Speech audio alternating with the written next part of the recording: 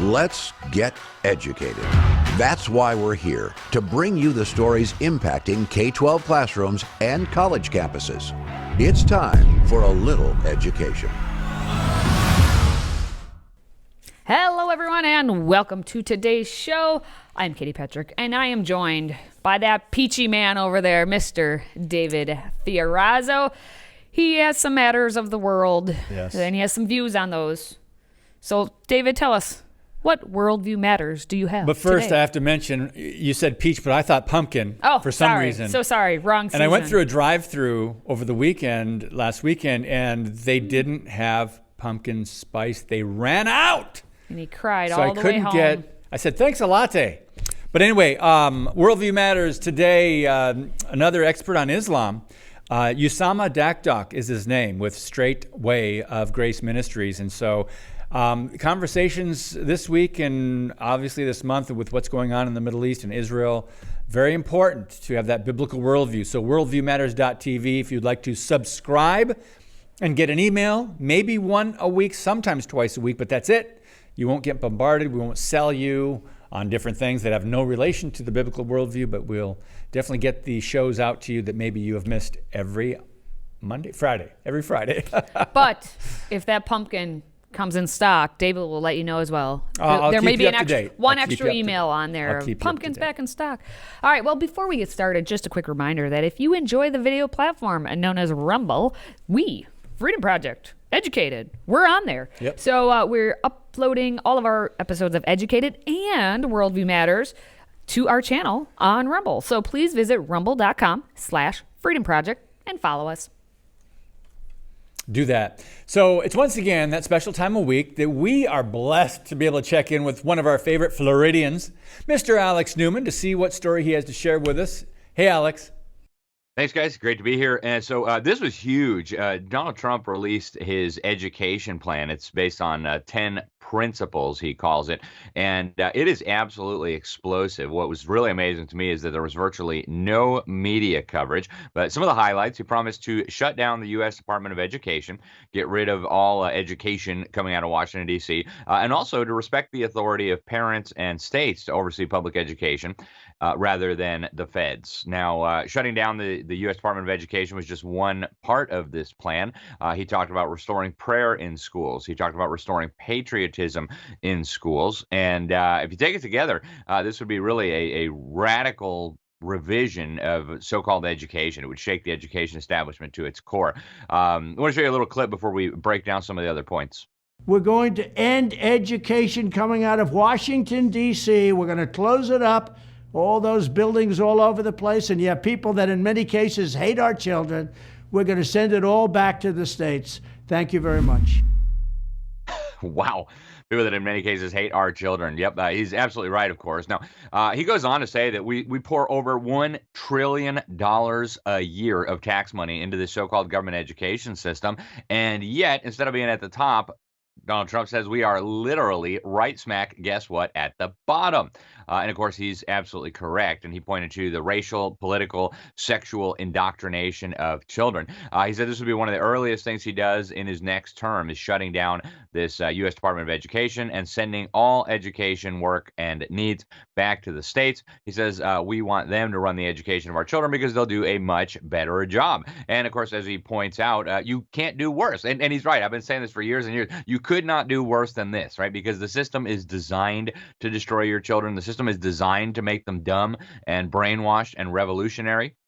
And so, it's hard to imagine something that would be worse than the current system we have.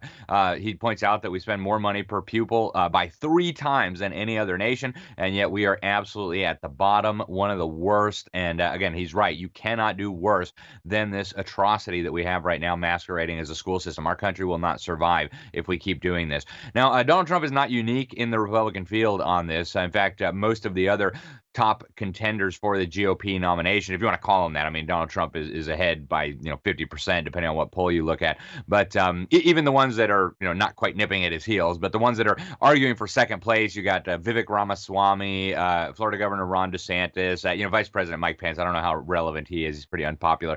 But all three of them have endorsed the idea of kicking education back to the states where constitutionally, at least, it would belong, right? 10th Amendment, all powers not delegated to the United States are reserved for the states or for the people. Education not being delegated to the federal government, therefore it is reserved. I think the founders originally envisioned families and churches, but states is maybe better than nothing.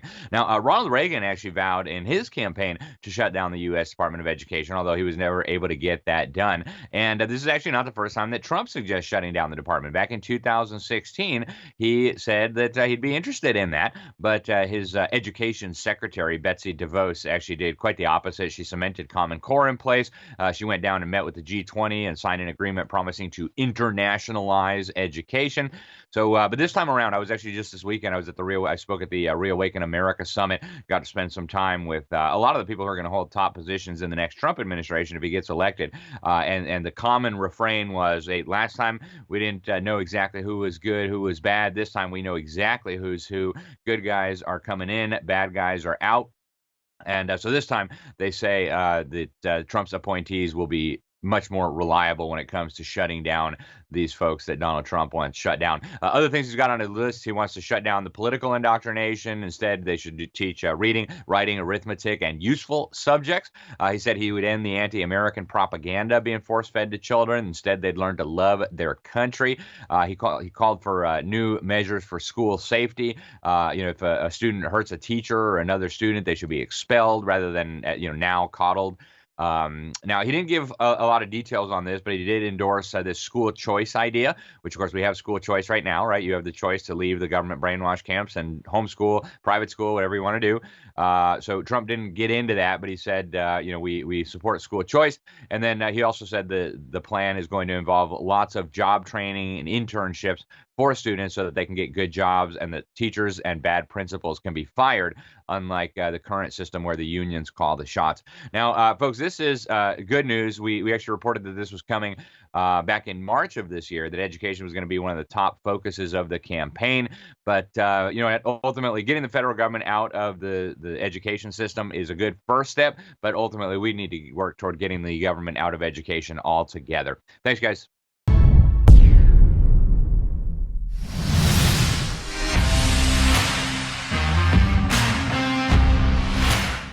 The recent unprecedented attacks by Hamas against Israel were the deadliest since Israel became a nation, and the global conflict has now become a powder keg. Some speculate World War III is here or close. Israel has always been under attack, and according to Bible prophecy, events in the last days, including the return of Jesus Christ, the judgment of God, and end times wars, would all revolve around Jerusalem and Israel. So Christians should be reminded to have a sense of urgency, to pray, understand the times, and be ready for what's coming. I'm David Fiorazo, and this is Christ and Culture.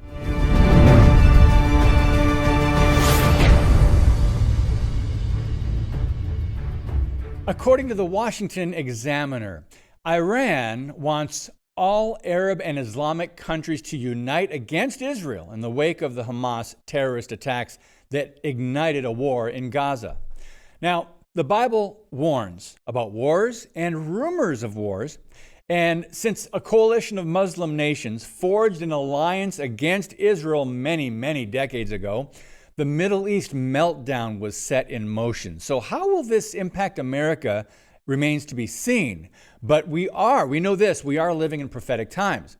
This is not about Jews and Palestinians. This is about enemies of God, Jesus, and the biblical worldview.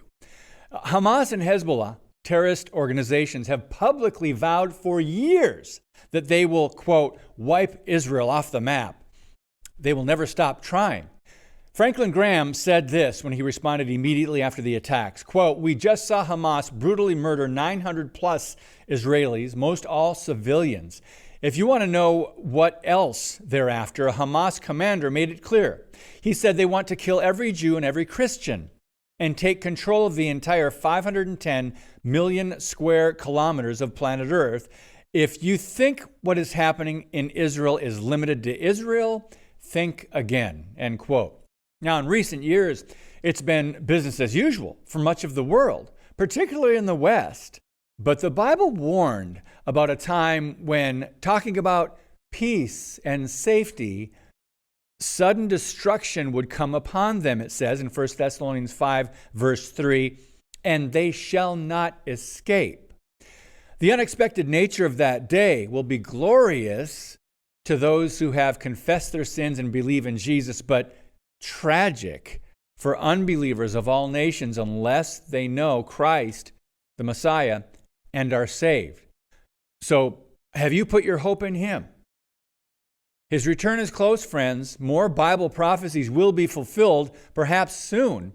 Some suggest, for example, that Psalm 83 is being played out before our eyes concerning Israel in these attacks. Check this out. It says, O God, do not remain quiet. Do not be silent. And, O God, do not be still. For behold, your enemies make an uproar, and those who hate you have exalted themselves. They make shrewd plans against your people and conspire against your treasured ones. They have said, come and let us wipe them out as a nation, that the name of Israel be remembered no more. For they have conspired together with one mind. Against you they make a covenant. That's Psalm 83, 1 through 5. Now, this is almost like reading a current news story when you read that psalm, which was, a couple thousand years ago. Isn't the Bible amazing when it comes to prophecy? God had and has blessed Israel and has done miraculous things throughout her history and throughout the centuries.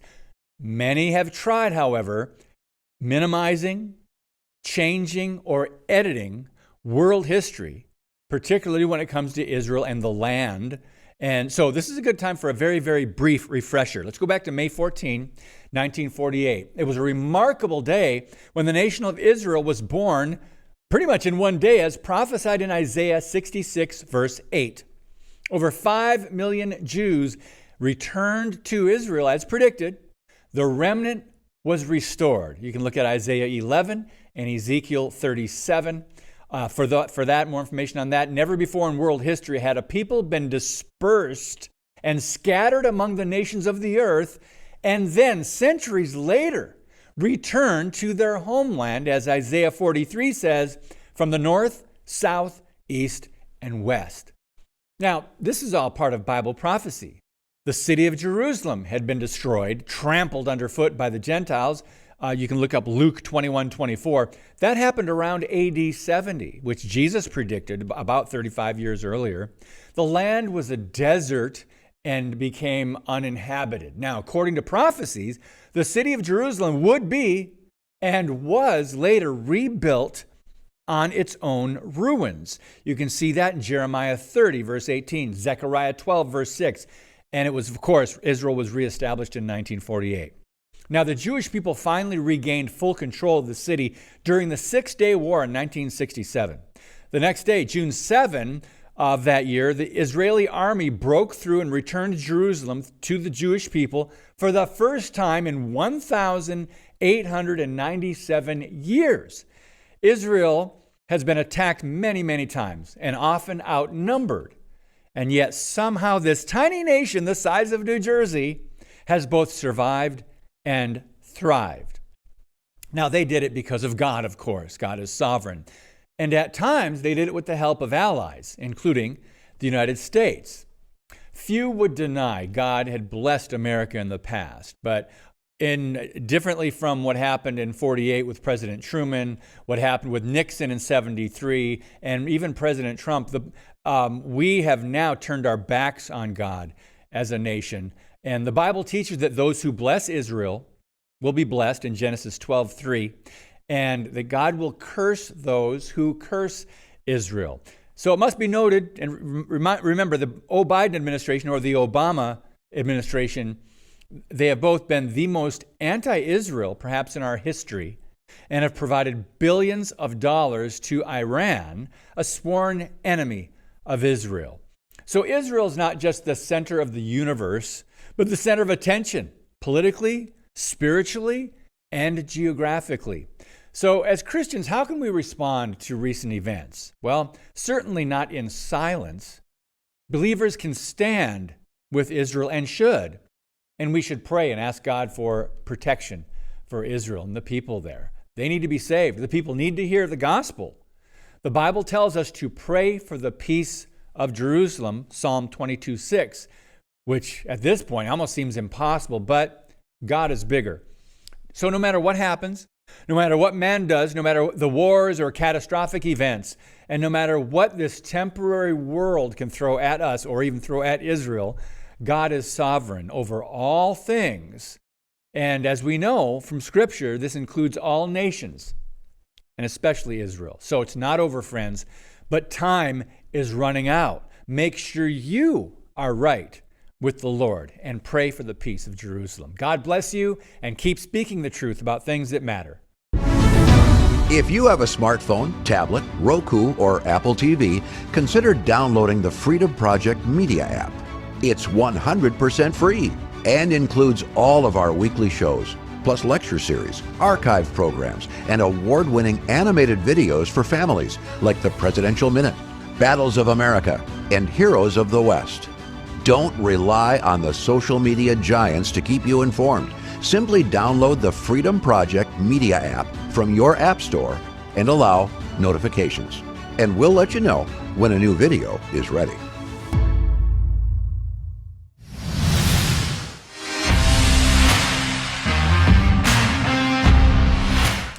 All right, friends, do you feel pressured to tip more recently? A lot more deliveries, a lot more tipping options since BC.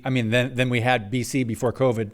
But thanks to digital payment prompts that allow businesses to preset suggested, recommended tip levels, it's easier than ever to ask for tips. So let's take a look at a quick video that shows how the pandemic really kickstarted what many now call tipping fatigue.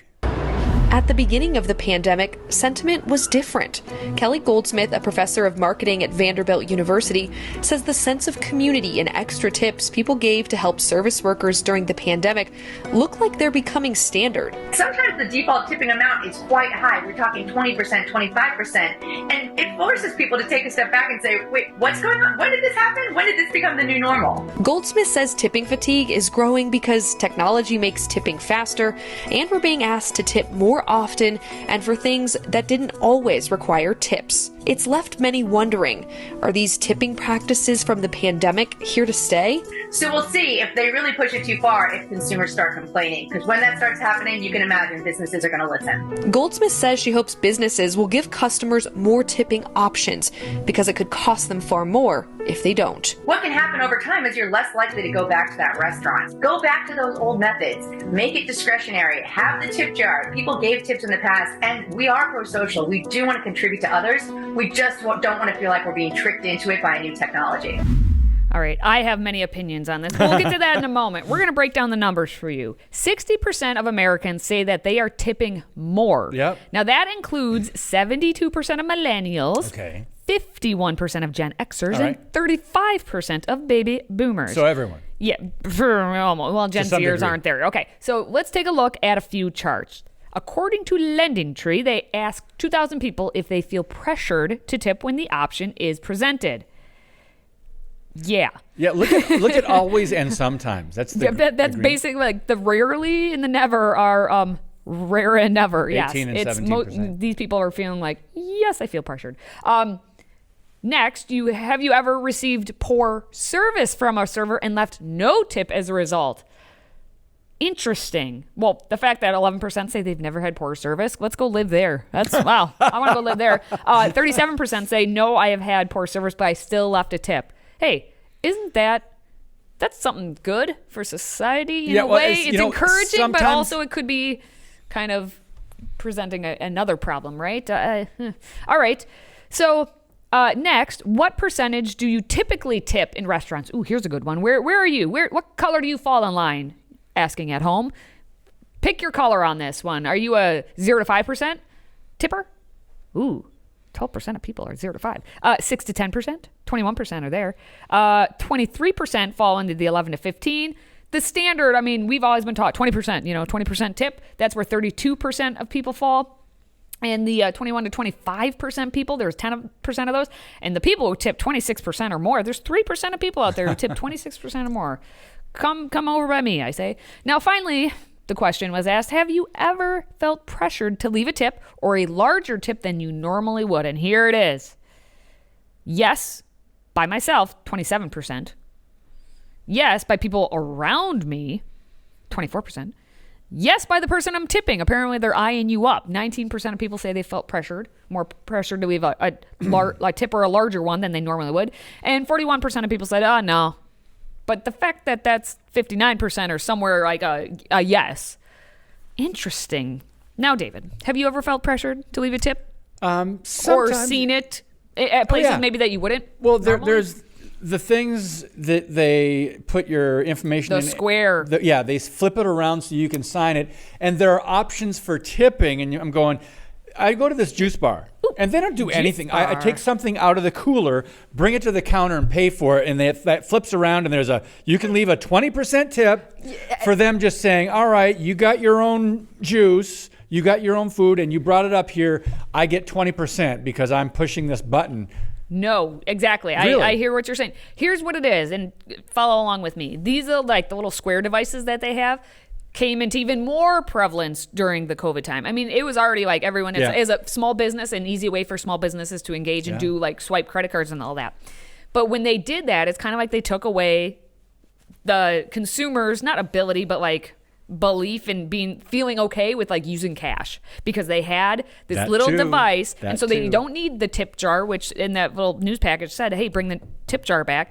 And so it is so easy to just hit a button. And you don't realize you're just hitting that button. They're training us to go cashless. They are training us for sure. And what's interesting, too, is the fact that a lot of small businesses, I've noticed, they upcharge you anyway with the using a credit card on top of it, like the 3.5% convenience fee. They pass it along to you, the consumer, like openly now. Used to be just like behind a curtain, but now they're just like, on top of that. Oh, and on top of that, give us pay no attention to the convenience fee behind the curtain. Yeah, exactly. So it is fascinating. I have noticed it myself too on things that you would not think like deserve a tip, but with that big thing that they flip around at you, people behind you, like you don't want to be like no tip. Like I felt it. It's like, what button do I push? Just be emboldened to just hit the skip button. Skip. I've done it. No, I got my own stuff. I brought it up here. I'm just going to skip this. I have.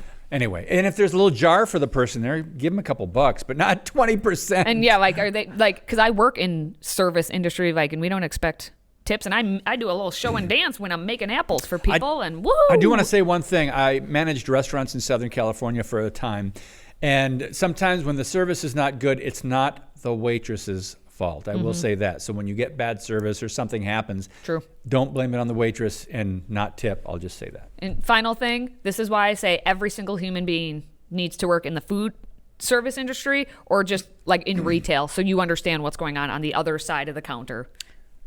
We would be a better society if we all did that. All right, but on that note, we are going to wrap up Educated for this week. Hey, don't forget. You can catch Educated on the go by simply subscribing to the podcast on your favorite platform. And because you're in a chipper mood, just like David and I are in chipper moods, if you could leave us a 5-star review for this banter that we like to think is rather quality, we'd appreciate it so very much. For Katie and myself, thank you for watching, listening, sharing, and supporting the show. Until next week, stay educated, America.